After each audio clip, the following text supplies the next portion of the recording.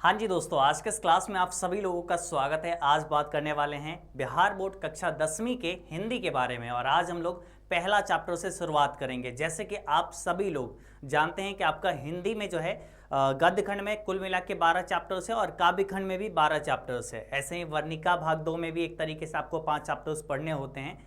तो अभी बात कर रहे हैं हम लोग अपने लोग का काव्य खंड, है ना।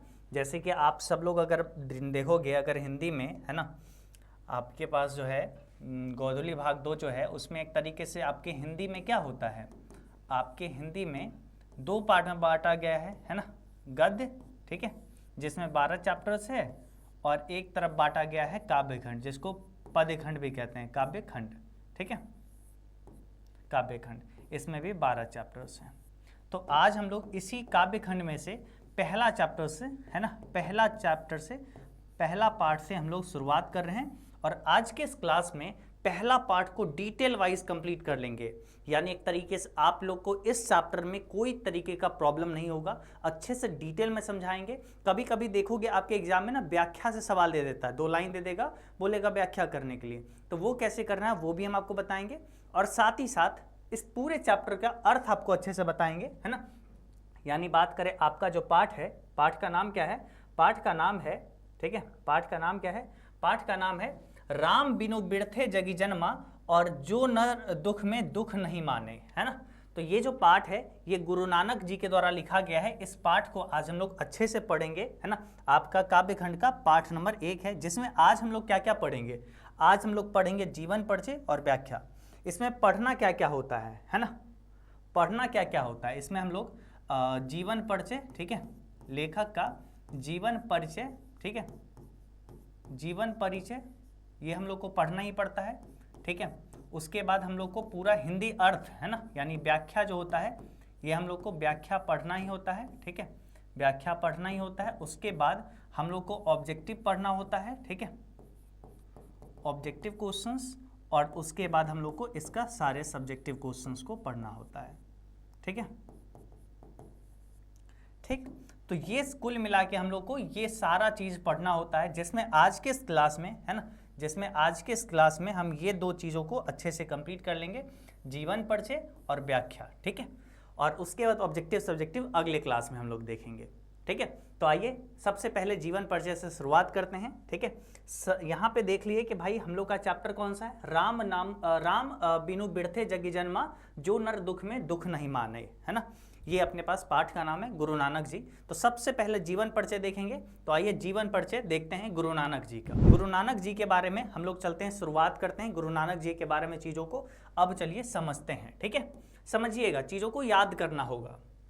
राम बिनु बिरथे जगी जन्मा जो नर दुख में दुख नहीं माने, ठीक है।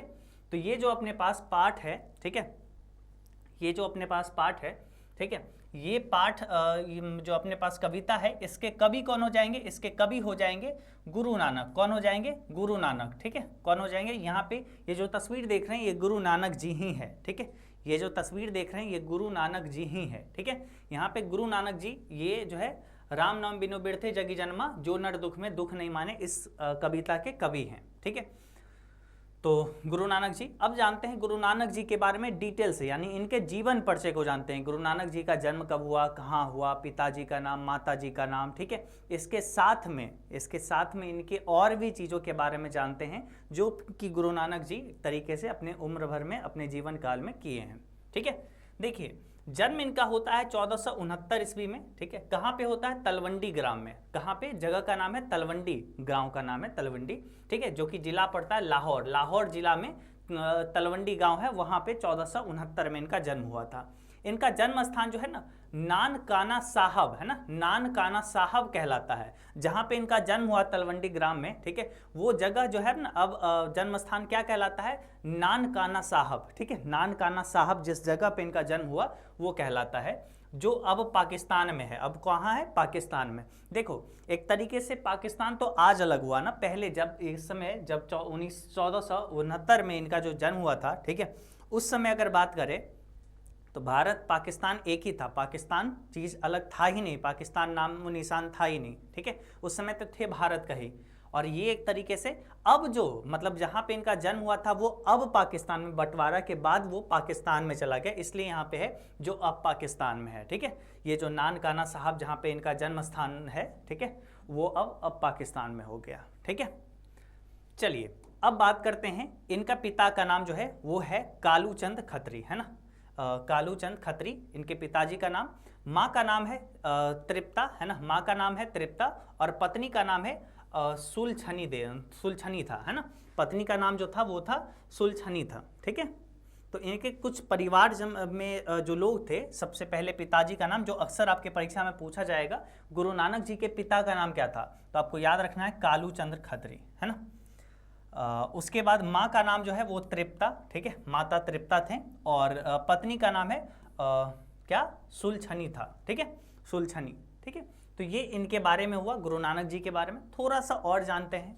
ठीक है, थोड़ा सा और इनके बारे में जानते हैं। इनके पिता ने इन्हें व्यवसाय में लगाने का बहुत उद्यम किया, मतलब इनके पिताजी जो थे ना कालूचंद खत्री, ये चाहते थे, ठीक है, ये चाहते थे कि मेरा बेटा जो है ना, मतलब मेरा बेटा जो है गुरु नानक, ये बने व्यवसाय करे, है ना, ये व्यवसायी बने, व्यवसाय करे। लेकिन इनका मन ना व्यवसाय वगैरह में लगता नहीं था, इनका मन जो है भक्ति की ओर अधिकाधिक झुकता गया, है ना, मतलब ये भक्ति की तरफ ज़्यादा झुकते गए, मतलब ये भक्ति, भगवान, ईश्वर वगैरह में मानना इनका ज़्यादा अच्छा लगने लगा। ठीक है, तो यह ईश्वर वगैरह में मानने लग गए थे, ये व्यवसाय वगैरह नहीं करना चाहते थे, जबकि पिताजी का बहुत उद्यम किया, मतलब पिताजी ने बहुत प्रयास किया कि मेरा बेटा कोई व्यवसायी बन जाए। ठीक है, इन्होंने हिंदू मुसलमान दोनों का सम्मान धार्मिक उपासना पर बल दिया। ठीक है, दोनों को समान धार्मिक उपासना पर बल दिया, मतलब इन्होंने हिंदू और मुसलमान दोनों में कभी भी भेदभाव नहीं किए, दोनों को एक तरीके से समान जो है आदर्श दिए, समान एक तरीके से रूप से, एक तरीके से बोल सकते हैं कि जो भी चीज़ों को बोले तो समानता दिखाए कि भाई ये ऐसा नहीं कि हिंदू के पक्ष में ज़्यादा, मुस्लिम के पक्ष में कम, ये दोनों में समानता रखे। ठीक है, जैसे कि एक तरीके से बोल सकते हैं कबीर दास जी जो थे, कबीर दास भी कुछ ऐसे ही थे, वो हिंदू और मुसलमान में भेदभाव नहीं करते थे, ऐसे थे अपने गुरु नानक, ये भी जो है हिंदू और मुसलमान में भेदभाव नहीं करते थे। ठीक है, तो ये तो इनके बारे में हो गई। पता है इनके बारे में एक रोचक तथ्य अगर आपको बताएं, मतलब ये जो है ना, जब बचपन में मतलब गाय वगैरह चराने, गाय भैंस ये सब मतलब जानवरों को चराने जाया करते थे। ठीक है, तो खेत में गए चराने के लिए, अपने जानवर को चरा रहे थे, जो इनको ड्यूटी मिला कि भाई तुम जाओ, अब तुम ये जानवर को चरा के लाओ। ठीक है, तो खेत में गए चराने के लिए, तो एक दूसरे का जो होता है ना, अगल बगल में जो खेत रहता है उसमें फसल वगैरह लगा रहता है, तो उसमें जाके इनका जो है जानवर, गाय भैंस जो था वो एक तरीके से चर लिया। ठीक है, इससे क्या होगा, इनके पिताजी खूब इनको पीटे। ठीक है, मतलब गुरु नानक जी बहुत मार खाए बचपन में। उसके बाद क्या हुआ, वहाँ का मुखिया जो था, मुखिया गया देखने के लिए, भाई कितना मतलब दूसरे का खेत जो एक तरीके से चरा है तो कितना खाया है। ठीक है, उस हिसाब से मतलब हरजाना वगैरह जो भरना होता है वो भरते। ठीक है, तो वो जाके देखते हैं कि वहाँ पे जो फसल खाया था वो फिर से आ गया, उग गया, है ना, वो फसल तो खाया ही नहीं, जबकि वहाँ पे सब लोग देखा था उनके, मतलब कि फसल तो खा गया था। लेकिन जब मुखिया गया देखने के लिए कि भाई मतलब मुआवजा वगैरह का कुछ बताता, तो वहाँ पे देखता है कि मतलब फसल तो उगा हुआ है, सारा फसल आया हुआ है, कोई फसल नहीं चरा हुआ है। तब से इनकी चमत्कार की कथा बहुत ज़्यादा प्रचलित हुई और ये मतलब एक तरीके से इनकी चमत्कार मतलब लोग भी मानने लगे। ठीक है, तो गुरु नानक जी कुछ ऐसे थे और गुरु नानक जी एक तरीके से बोल सकते हैं कि व्यवसाय कम भक्ति की तरफ इनका ज़्यादा रुझान रहा और साथ ही साथ ये हिंदू और मुसलमान में कभी भेदभाव नहीं किए। ठीक है, अगर आपसे इस समय से अगर सवाल अगर पूछा जाए, ठीक है, कुछ सवाल ये आ सकता है कि ये जो है गुरु नानक ये सिख धर्म से थे, कौन से धर्म से थे, ये सिख धर्म से थे। ठीक है, अगर बात करें अभी, चलिए इसी के बारे में और आगे बात करते हैं। ये जो गुरु नानक थे ना, ये वर्णाश्रम व्यवस्था है ना, वर्णाश्रम व्यवस्था ये क्या होता है ना, जो वर्ण, ये जो मतलब एक तरीके से 4 वर्ण का जो बनाया गया है ना, ब्राह्मण, शूद्र, ये सब जो अलग अलग किया गया है, ठीक है, क्षत्रिय, वैश्य, ये सब जो बांटा गया है, तो ये वर्ण में एक तरीके से भरोसा नहीं रखे, ये जात पात में कभी भरोसा नहीं रखे। और ये कर्म कांड है ना, जो कर्म कांड होता है मतलब पूजा पाठ, ये एक तरीके से दिखावटी करना, ये इन सब चीज़ों पे कभी भी उतना ज़्यादा भरोसा नहीं किए, इस पर इसका विरोध करते रहे हर हमेशा। और निर्गुण ब्रह्म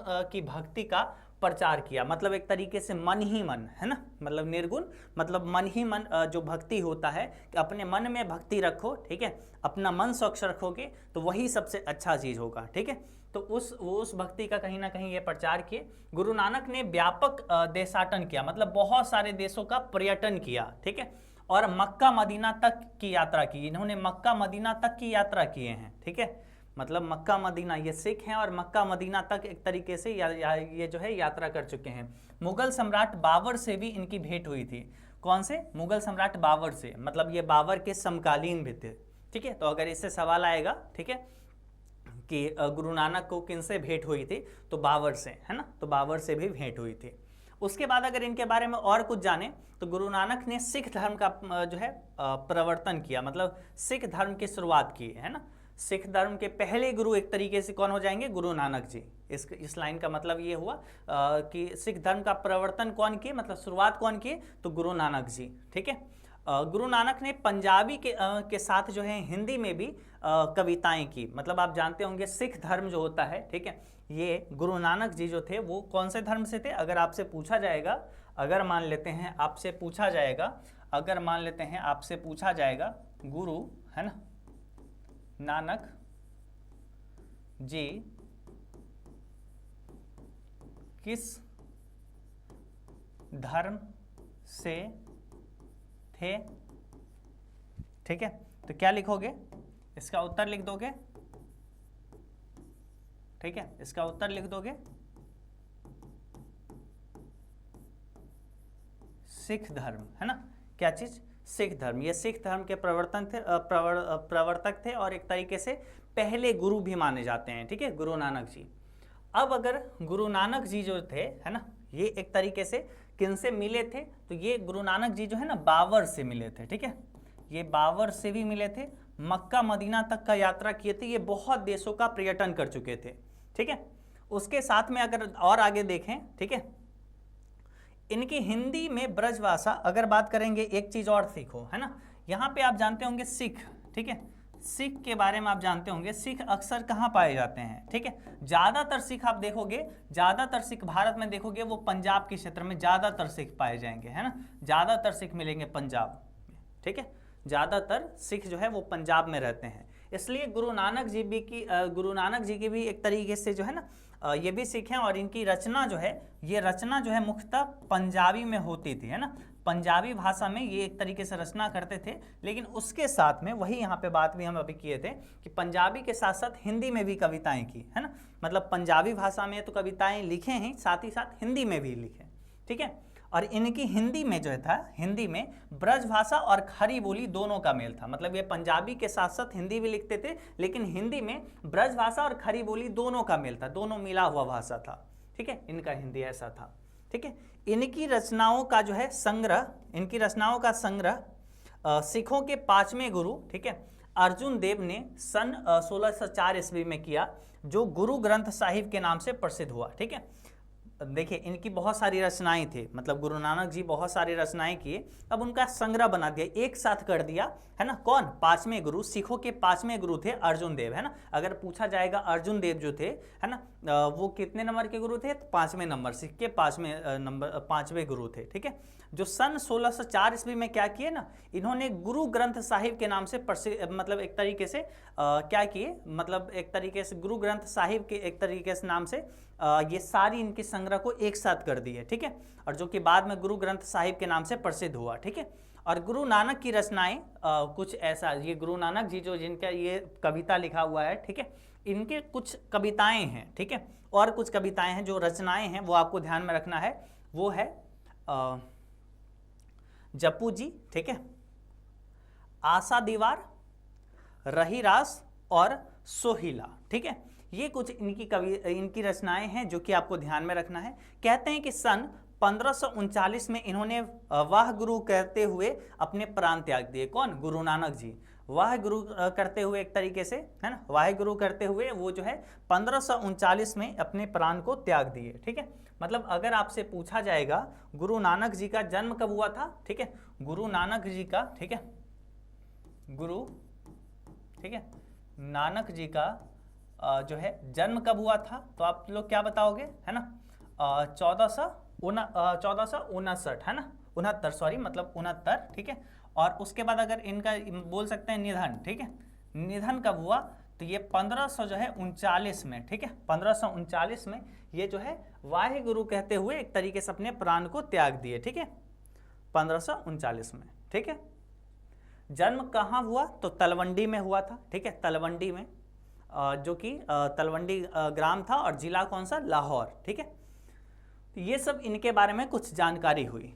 अब अगर बात करें इनकी रचनाओं के बारे में जो आज का पाठ है, तो आज की पाठ की अब हम लोग चलते हैं, शुरुआत करते हैं और चैप्टर को अब पढ़ते हैं। हाँ जी, तो जहाँ तक पाठ की बात करें, ये पूरा चैप्टर की, तो इस पूरे पाठ में एक तरीके से कविताओं को दो भाग में बांटा हुआ है, यानी एक तरीके से दो कविताओं को इसमें वर्णन किया गया है। यानी एक तरीके से पहला भाग में है राम नाम बिनु बिरथे जगी जन्मा, और दूसरा भाग में है जो नर दुख में दुख नहीं माने। ये दोनों अलग अलग एक तरीके से कविता है। तो पहला भाग जो एक तरीके से राम नाम बिनु बिरथे जगी जन्मा, चलिए हम लोग इसकी शुरुआत करते हैं। और इसमें कुल मिला के 9 पंक्ति है, 1 2 3 4 5 6 7 8 9, है ना, 9 पंक्ति है। इन 9 पंक्ति का हिंदी अर्थ आपको बताते हैं और उसके बाद आपको ये बताएंगे, है ना, जो नर दुख में दुख नहीं माने। फिर ये 8 पंक्ति की है और इस 8 पंक्ति का भी अर्थ बताएंगे। तो पहले एक तरीके से राम नाम बिनु बिरथे जगी जन्मा, इसको एक तरीके से हम लोग अच्छे से पढ़ लेते हैं, अच्छे से कंप्लीट कर लेते हैं, और उसके बाद, है ना, एक तरीके से वो जानेंगे जो नर दुख में दुख नहीं माने,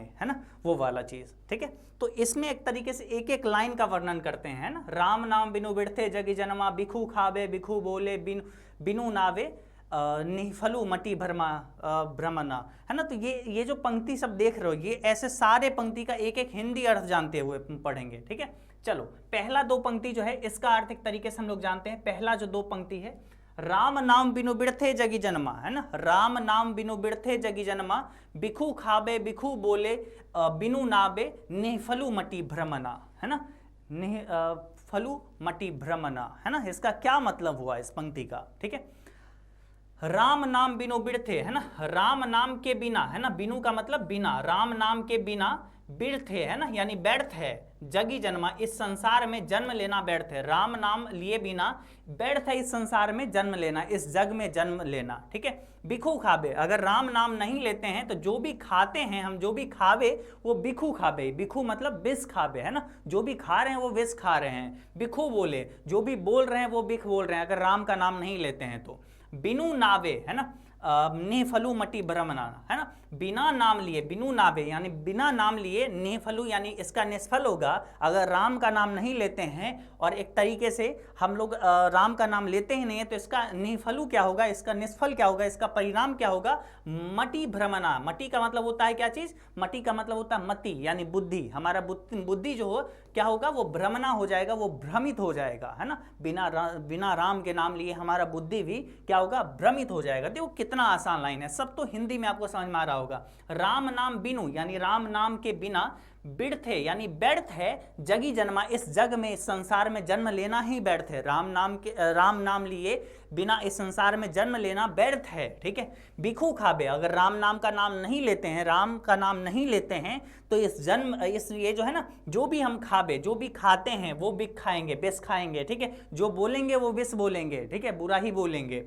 बिनु नावे यानी बिनु नावे, नावे का मतलब होता है नाम लेना, बिना नाम लिए, ठीक है। निफलू, बिना नाम लिए यानी बिना राम का नाम लिए, निफलू, इसका परिणाम ये होगा मति भ्रमना, है ना, मति यानी मति, है ना, मतलब बुद्धि, बुद्धि भी भ्रमित हो जाएगा, है ना, राम का नाम नहीं लिए तो।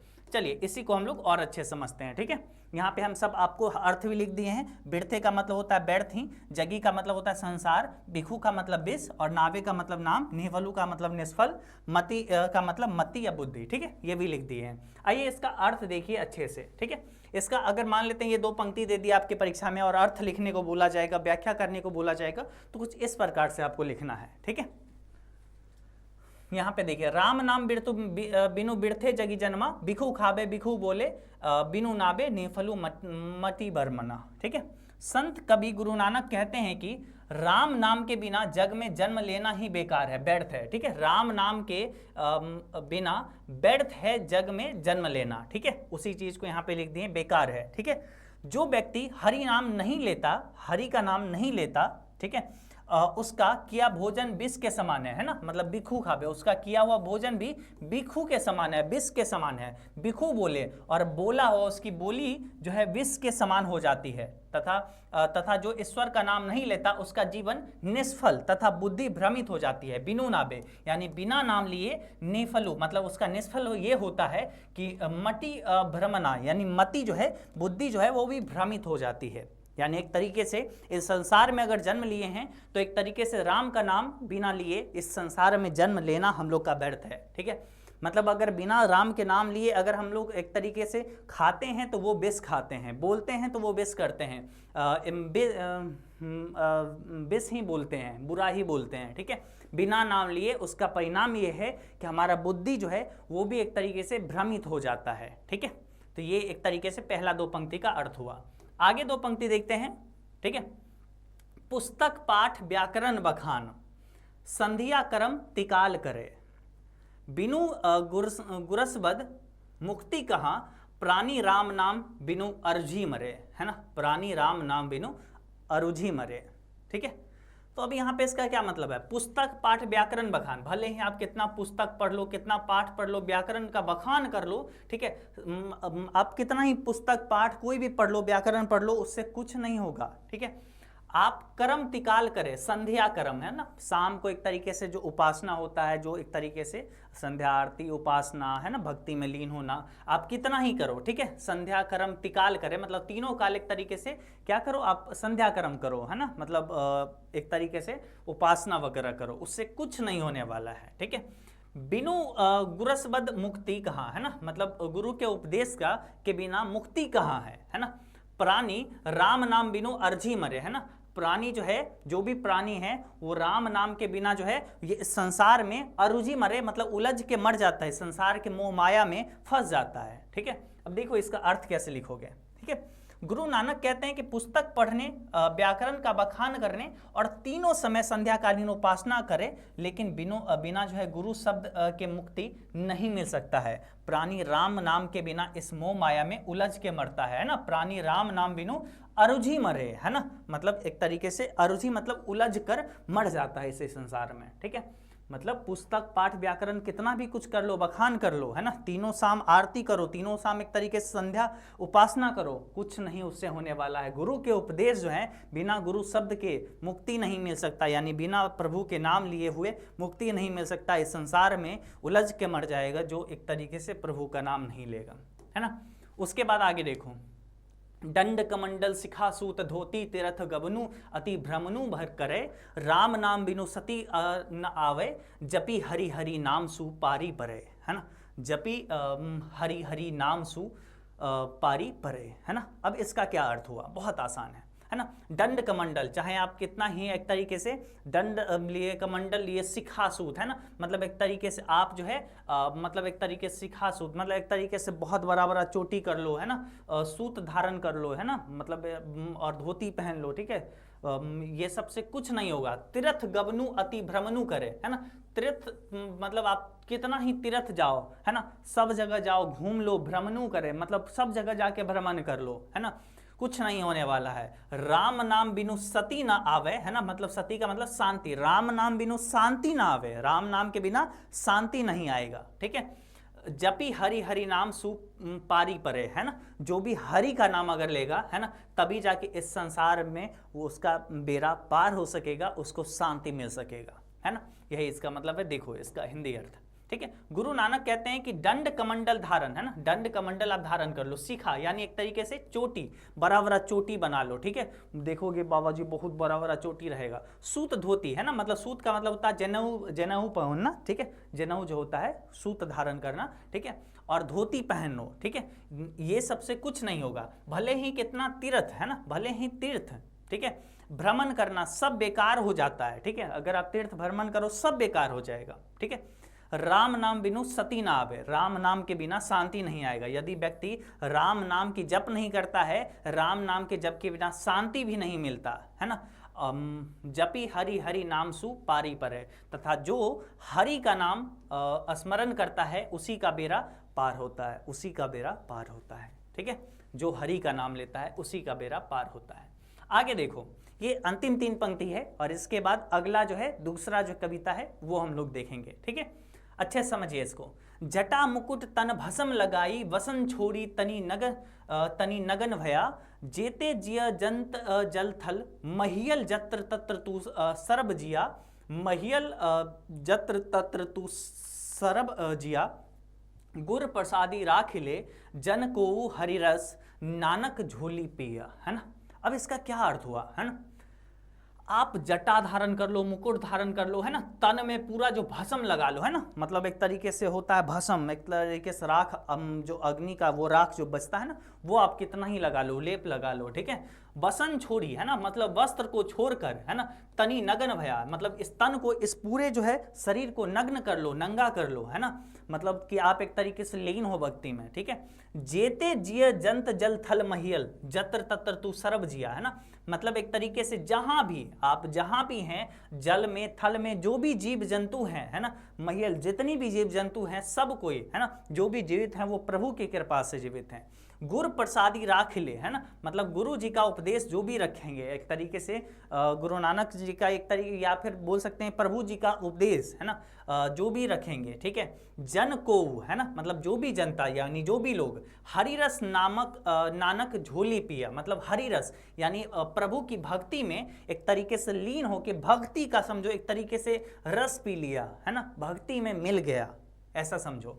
अब यहाँ पे देखो इसका हिंदी अर्थ कैसे लिखेंगे। ठीक है, जटा मुकुट तन भस्म लगाई, वसन छोड़ी तन नगन भया, है ना, जटा धारण, भस्म लगाना, वो कपड़ों को छोड़कर नगन हो जाना यानी दिगंबर हो जाना, सब बेकार है। ठीक है, हरि के नाम के बिना सब बेकार है, हरि के नाम के बिना। ठीक है, जेते जिया जंत जल थल, महियल जत्र तत्र तू सरब जिया, है ना, इस पृथ्वी पर जितने भी जीव जंतु हैं, है ना, महियल मतलब मतिहल, धरती पर जितने भी इस पृथ्वी पर जीव जंतु हैं, जल थल में, उन्हीं की कृपा से जीवित हैं, यानी प्रभु के कृपा से ही जीवित है। गुर प्रसादी राख ले, जन को हरिरस नामक झोली पिया, यानी एक तरीके से जिसने गुरु उपदेश को ग्रहण कर लिया, मानो वह जो है हरि भक्ति का रसपान कर लिया, मतलब जो भी गुरु का जो उपदेश को ग्रहण कर लिया, है ना, वो मानो प्रभु की भक्ति का रसपान कर लिया, है ना, मतलब प्रभु की भक्ति का एक तरीके से वो क्या कर लिया, मतलब उसका एक तरीके से पी लिया, मतलब या रसपान कर लिया। ठीक है, प्रभु की भक्ति को आनंद ले लिया वो। ठीक है, तो मतलब यहाँ पे कुल मिला के ये सारी पंक्तियों में, ठीक है, ये सारे पंक्तियों में क्या बोला गया है। ठीक है, ये जो पूरा पंक्ति है, ये जो अपना एक तरीके से बात करे, ठीक है, इसमें राम नाम बिनु बिरथे जगी जन्मा में बात है कि प्रभु के बिना ये संसार कुछ नहीं है। ठीक है, चाहे आप कितना भी दिखावटी कर लो, है ना, चाहे आप कितना ही मतलब एक तरीके से कुछ भी करो, ठीक है, भ्रमण करो, कुछ भी करो, आप कुछ नहीं कर पाओगे। ठीक है, आपका जन्म लेना बेकार हो जाएगा अगर राम का नाम नहीं लेते हैं, है ना, जो भी बोलेंगे, जो भी खाएंगे, वो सब विष के समान होगा। ठीक है, आप अगर एक तरीके से अगर प्रभु का नाम नहीं लेंगे तो इसका मतलब होगा आपका बुद्धि भी भ्रमित हो जाएगा। ठीक है, चाहे आप कितना व्याकरण पढ़ लो, पाठ पढ़ लो, ठीक है, कुछ नहीं होने वाला है ना, संध्या को एक तरीके से उपासना कर लो, कुछ नहीं होगा। ठीक है, एक तरीके से प्रभु का नाम जब तक नहीं लोगे, दंड कमंडल कितना ही धर लो, चोटी बराबर बना लो, सूत धारण कर लो, जनेऊ धारण कर लो, धोती पहन लो, भस्म लगा लो, तन नगन कर लो, दिगंबर बन जाओ, लेकिन कुछ नहीं होने वाला अगर प्रभु का नाम नहीं लेते हैं, है ना। तो यहाँ पे एक तरीके से प्रभु का नाम लेने को बोला गया है। चाहे आप कितना ही तीर्थ यात्रा कर लो, कुछ कर लो, कोई फल नहीं मिलना है अगर आपके मन में प्रभु का नाम नहीं है। ठीक है, भक्ति अंदर भी होनी चाहिए। तो ये यहाँ पे बोला गया है, राम बिनु बिरथे जगी जन्मा। ठीक है, अब अगला बाकी है, जो नर दुख में दुख नहीं माने। ठीक है, तो अब चलिए इसके एक तरीके से 8 लाइन है ना, 1 2 ठीक है 3 4 5 6 7 और 8, है ना, ये 8 पंक्ति है। अब चलिए इसके 8 पंक्ति का हिंदी अर्थ अब अच्छे से जानते हैं। हाँ जी, तो अब चलिए यहाँ पे ये जो कुल मिला के 8 पंक्ति है अपने पास, जो नर दुख में दुख नहीं माने, है ना, इस पूरे 8 पंक्ति को अच्छे से समझते हैं 2-2 पंक्ति करके, है ना। सबसे पहला पंक्ति इसमें है, क्या है इसमें बोला जा रहा है, इसमें सबसे पहला 2 पंक्ति में क्या बोला जा रहा है, देखिए, जो नर दुख में दुख नहीं माने, है ना, मतलब जो नर, जो भी जो है नर है, जो भी इंसान है ना, यहाँ पे नर का मतलब इंसान, जो भी इंसान है जो दुख में दुख नहीं माने, है ना, जो भी दुख में दुख नहीं मानता है है ना, मतलब दुख है लेकिन दुख हम लोग इतना भी दुख नहीं मानते हैं, ठीक है, संघर्ष करने को तैयार रहते हैं। अपने को जीवन में बहुत कठिनाई है, मान लेते हैं आज अपने पास पैसा का, धन का कमी है ना, परिवार बहुत दिक्कतों से चल रही है, लेकिन ऐसा नहीं है कि दुखी के कारण बैठे हैं, हम लोग संघर्ष कर रहे हैं, है ना। उसी को कहते हैं दुख में दुख नहीं मानना, संघर्ष करना कि ये दुख का घड़ी एक बार खत्म हो जाएगा, है ना। उसी को बोलते हैं जो नर दुख में दुख नहीं माने, कि जो भी नर, जो भी इंसान दुख में दुख नहीं मानता है ना, दुख को दुख नहीं मानता है, सुख स्नेह अरूप है नहीं जाके, है ना, जिसको सुख और स्नेह नहीं और मतलब सुख स्नेह और भय नहीं जाके मतलब प्रभावित नहीं करता, चाहे सुख हो, स्नेह हो, भय हो, ये सब चीज़ों से कोई फर्क नहीं पड़ता है, ठीक है। कभी होता है सुख मिलता है, कभी स्नेह मिलता है, कभी डर लगता है, इस सब से कोई प्रभावित नहीं होता है। कंचन माटी जाने है, कंचन माटी जाने मतलब कंचन को एक तरीके से, कंचन किसको कहते हैं, सोना को कहते हैं, कंचन किसको कहते हैं, सोना को, कंचन माटी जाने, कंचन को यानी सोने को माटी के समान समझता है, वो व्यक्ति एक तरीके से समझो उसमें ईश्वर निवास करते हैं। यही इस पाठ में बोला गया है, इस पंक्ति में, है ना। देखिए इस पंक्ति को हिंदी अर्थ समझिए। संत कवि गुरु नानक कहते हैं कि जो मनुष्य दुख को दुख नहीं मानता है ना, जो नर दुख में दुख नहीं माने, सुख स्नेह अरूप है ना, नहीं जाके कंचन माटी जाने, कंचन माटी जाने। सुख स्नेह और भय भी जिसको प्रभावित नहीं करता है ना, और जो सोने की माटी सोने को माटी के जैसा मानता है ना, उसमें परमात्मा, उसमें ईश्वर निवास करते हैं, ये बोला गया है। अगला दो पंक्ति देखिए, है ना, नहीं निंदा, है ना, नहीं निंदा नहीं स्तुति जाके, लोभ मोह अभिमान, है ना, ना ही निंदा ना ही स्तुति, ना ही लोभ ना मोह ना अभिमान किसी को प्रभावित करता है ना। जिस व्यक्ति को ना निंदा ना स्तुति ना लोभ ना मोह ना अभिमान प्रभावित करता है ना, मतलब एक तरीके से कभी आपका निंदा हो गया, कोई आपका बुराई कर दिया, फिर भी आप खुश हो, है ना, कोई फर्क नहीं पड़ता है। लोग निंदा उसी का करते हैं जो एक तरीके से आगे बढ़ रहा होता है, ये आप मान लेते हो, है ना। जब कोई स्तुति कर दिया तब ये नहीं कि आप फूल के ऊपर उड़ने लगे गुब्बारे की तरह, अब ये नहीं है। हम लोग फिर भी, अगर आप अव्वल आ रहे हो, कोई आपकी प्रशंसा कर रहा है, स्तुति कर रहा है, तो उसको बरकरार रखने की कोशिश करना है ना। और यानी यही, ना ही निंदा ना ही स्तुति, है ना, जाके, है ना, प्रभावित करता हो। लोभ मोह अभिमान, ना ही लोभ हो ना मोह हो किसी चीज़ों से, इतना मोह भी नहीं रखना है कि हमको वही चीज़ चाहिए, ठीक है। ना अभिमान हो किसी चीज़ का कि मेरा पास ये है ना अभिमान भी नहीं होना चाहिए, ठीक है। जिसको ये सब चीज़ें प्रभावित नहीं करता है। हर्ष शोक ते रहे नियारो, है ना, मतलब चाहे वो हर्ष हो, है ना, यानी खुशी का बात हो, ठीक है, चाहे शोक हो यानी मतलब गम की बात हो, ठीक है, ते रहे नियारो मतलब एक तरीके से नियारो मतलब अलग नहीं रहे, मतलब चाहे सुख हो चाहे दुख हो सब में अलग रहते हैं, ठीक है, मतलब उससे कोई फर्क नहीं पड़ता है, समान रहते हैं। आज बहुत पैसा है तो बहुत उड़ाए पैसा, कल को पैसा नहीं है तो पूरा गरीबी में जी रहे हैं, तो समान जीवन जीना चाहिए। जैसे है ना, हम लोग अपने अतीत को नहीं भूलना चाहिए। आज अगर हमारे पास सब कुछ है तो आज भी हम उसी तरीके से हैं जैसे शुरुआत में थे, है ना, तो वही होना भी चाहिए इंसान को, ठीक है। हरस सोखते रहे नियारो, ना ही मान अपमान, और ना ही मान अपमान का चिंता करना है, ठीक है। कभी आपका मान होगा तो कभी अपमान होगा ही होगा, तो ये सब चीज़ें जिसमें एक तरीके से नहीं रहता है ना, मतलब ये सब चीज़ों से परे होता है, ईश्वर उसी में निवास करते हैं, ठीक है। संत कवि गुरु नानक कहते हैं कि जिसे निंदा, है ना ही स्तुति जाके यानी प्रशंसा, ठीक है, और लोभ मोह अभिमान, लोभ मोह और अभिमान प्रभावित नहीं करता है, यानी जाके ना ही निंदा ना ही स्तुति जाके, है ना ही निंदा ना स्तुति ना लोभ मोह अभिमान प्रभावित करता है, ठीक है। हर्ष शोक ते रहे नियारो, है ना, रहे नियारो, ठीक है, जिसको हर्ष और शोक प्रभावित नहीं करता है, ठीक है, ना ही मान अपमान, और जो मान अपमान नहीं समझता है, ईश्वर परमात्मा उसी में निवास करते हैं, ठीक है। अगला दो पंक्ति देखिए, आशा मनसा सकल त्यागी के जगते रहे निराशा, काम क्रोध जेहि परसे नहीं, तेहि घट ब्रह्म निवासा, तेहि घट ब्रह्म निवासा, ठीक है।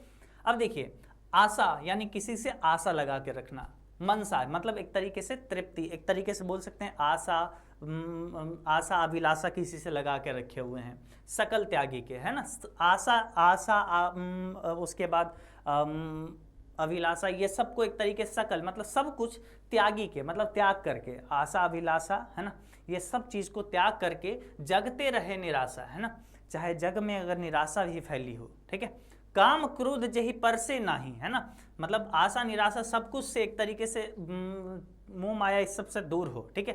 काम से यानी एक तरीके से डिजायर जो होती है लोगों में कि भाई मतलब हमको ये चीज चाहिए, यानी एक तरीके से बहुत लोग को सेक्सुअल डिजायर भी होता है, उसको काम कहते हैं, है ना, काम, ठीक है। क्रोध, है ना, चाहे गुस्सा बात करें, काम की बात करें, है ना, जे ही पर से नहीं, मतलब ये इसमें जो नहीं फंसता है ना, मतलब इससे जो प्रभावित नहीं होता है। ते ही घट ब्रह्म निवासा, ते ही उसी घट यानी शरीर में, उसी देह में ब्रह्म का निवास होता है, यानी ईश्वर का निवास होता है ना। तो अब देखिए इसका अर्थ देखिए, समझिए इसको, ठीक है। संत कवि गुरु नानक कहते हैं कि जो मन से आशा तृष्णा आदि सब कुछ त्याग कर देता है ना, आशा मनसा यानी आशा तृष्णा सकल त्यागी के सब कुछ त्याग कर देता है, जगते रहे निराशा, तथा जो सांसारिक माया से मुक्त रहता है, मतलब उससे निराशा रहता है, मतलब उससे अलग ही रहता है, ठीक है। काम क्रोध जही पर से नहीं, है ना, जिसको काम क्रोध आदि पर से यानी स्पर्श नहीं करता हो, काम क्रोध से कोई मतलब काम क्रोध उसको छूता ना हो, ते ही घट ब्रह्म निवासा, उसी शरीर में, है ना, उसी ऐसे ही व्यक्ति के ही हृदय में ब्रह्म यानी ईश्वर का निवास होता है, ईश्वर का निवास होता है ऐसे ही शरीर में, जिसको एक तरीके से काम क्रोध ये सब का चिंता नहीं हो, है ना, आशा तृष्णा ये सब से मोह माया नहीं हो, संसार से अलग चलता हो, ठीक है। चलिए आगे आगे देखिए, अगला अंतिम दो पंक्ति है, गुरु कृपा जे ही नर पे, है ना, गुरु कृपा जे ही नर पे किन्हीं, है ना, मतलब गुरु का कृपा जिस भी नर पे होता है, तीन ही वही यह जुगति पिछानी, वही यह युक्ति को, वही यह ये जो है ना, एक तरीके से बोल सकते हैं इस युक्ति को, इस रहस्य को पिछानी मतलब पहचान सकता है। गुरु की कृपा जिस पे होती है, प्रभु की कृपा जिस पे होती है, वही इस रहस्य को पहचान पाता है। नानक लीन भयो गोविंद सो, है ना, मतलब नानक लीन भयो गोविंद सो, नानक यहाँ पे कहते हैं कि एक तरीके से व्यक्ति जो है मतलब एकदम लीन हो जाए, भयो मतलब लीन, भयो मतलब लीन हो जाए, मतलब एकदम सम्मिलित हो जाए, गोविंद सो एकदम भक्ति में, प्रभु की भक्ति में, गोविंद की भक्ति में, प्रभु की भक्ति में लीन हो जाए। कैसे लीन होने को बता रहे हैं पता है, जो पानी संग पानी, जैसे पानी में मिलके पानी मिक्स हो जाता है, जैसे समंदर में मिलके नदी का पानी मिक्स हो जाता है, वैसे ही भक्ति में लीन हो जाना चाहिए, यहाँ पे बोलते हैं, ठीक है। तो देखिए यहाँ पे कैसे इसका वर्णन करेंगे। संत कवि गुरु नानक कहते हैं कि जिस व्यक्ति पर गुरु की कृपा हो जाती है, वही व्यक्ति इस रहस्य को जान सकता है ना, वही व्यक्ति इस रहस्य को, इस युक्ति को यानी इस उपाय को जान पाएगा, वही पिछानी मतलब वही पहचान सकता है, ठीक है। नानक लीन भयो गोविंद सो, जो पानी संग पानी, है ना, गुरु नानक कहते हैं कि ईश्वर भक्ति गोविंद में इस प्रकार लीन हो जाओ, जैसे नदी के पानी समुद्र के पानी में मिलकर लीन हो जाता है, जैसे पानी में मिलकर पानी लीन हो जाता है, वैसे भक्ति में लीन हो जाओ, ठीक है। तो एक तरीके से पहला भाग में ये तो पूरा एक तरीके से आपका हो गया कि ये जो है जो नर दुख में दुख नहीं माने, ठीक है। तो यानी एक तरीके से ये जो पूरा पाठ आप पढ़े हो, इस पाठ में आपको क्या नजर आया, इस पाठ में आपको ये नजर आया कि ये जो पहला है राम नाम बिनु बिरथे जगन्नमा, इसमें बोलते हैं कि राम नाम के बिना इस संसार में ना कोई मतलब कुछ है ही नहीं, ठीक है। जो भी कुछ है वो राम नाम के साथ ही है, राम नाम नहीं लेते हैं तो इस संसार में जन्म लेना ही व्यर्थ है, ठीक है, ये बताते हैं। और दूसरा ये बताते हैं कि एक तरीके से दुख में दुख नहीं मानना चाहिए, ठीक है, दुख जो नर दुख में दुख नहीं माने में बताते हैं कि दुख में दुख नहीं मानना चाहिए, सुख में सुख नहीं मानना चाहिए, सब में समान, है ना, अच्छा अपने अच्छे दिन में और अपने बुरे दिन में समानता रखनी चाहिए, ठीक है। ये नहीं कि कुछ मिल गया बस बहुत खुश हो गए और सब कुछ छिन गया बस बहुत रोने लग गए, ठीक है। समानता, उतना ही आपको बहुत कुछ मिल जाए, है ना, तब भी आप उतना ही स्माइल कर रहे हो, जब आपके पास कुछ नहीं मिले तब भी आप उतना ही स्माइल कर रहे हो, है ना, ये होती है। तो यहाँ पे उसी का बात यहाँ पे करते हैं। और जिसको इस संसार से कोई लोभ नहीं है ना, आशा तृष्णा नहीं है, जो भी एक तरीके से भगवान की भक्ति में लीन हो जाते हैं, उसी के शरीर के अंदर, उसी के हृदय में प्रभु का जो एक तरीके से निवास होता है, ठीक है, ये यहाँ पे बताया गया है। तो तो कहीं ना कहीं आप जो है बहुत अच्छे से इस चीज़ को बहुत अच्छे से समझ चुके होंगे, है ना। और बहुत अच्छे से हम भी कोशिश किए हैं कि आपको ये दोनों जो कविता का पार्ट है ये दोनों हम आपको अच्छे से समझा पाएँ। होप सो आप सब लोग को बहुत मज़ा आया होगा इस क्लास को करने में।